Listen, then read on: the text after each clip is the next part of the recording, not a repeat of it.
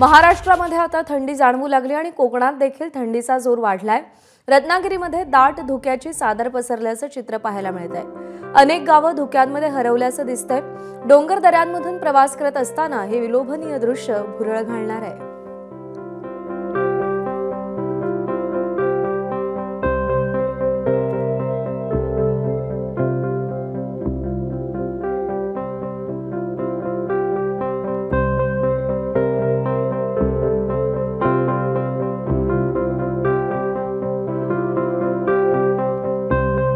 याचा आढावा घेतलाय अमोल मोरे यांनी।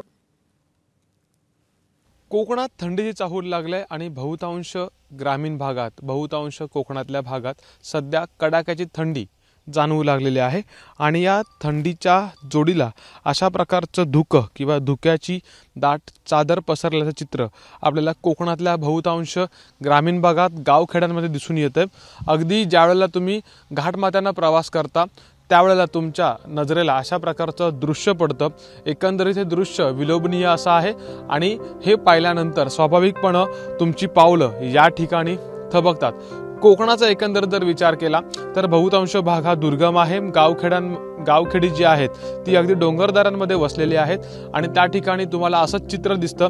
अगदी सूर्य वरती आल्यानंतर देखील सकाळी उशिरापर्यंत अशा प्रकारचं चित्र असतं आणि ही दाट धुक्याची चादर तुमच्या मनाला कुठेतरी मोहून टाकतं। कडाक्याची थंडी आहे आणि वातावरणातले हे बदल एकंदरीत सध्या कोकणात येणाऱ्या पर्यटकांना असतील किंवा स्थानिकांना असतील हे हवेहवेसे वाटतात आणि हे वातावरण किंवा हे चित्र काहीसं सुकावणारं असं आहे। कॅमेरामन महबूब शेखसह अमोल मोरे, एबीपी माझा, रत्नागिरी।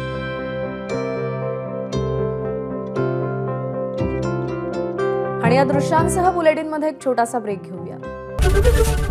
एबीपी माझा, उघडा डोळे बघा नीट।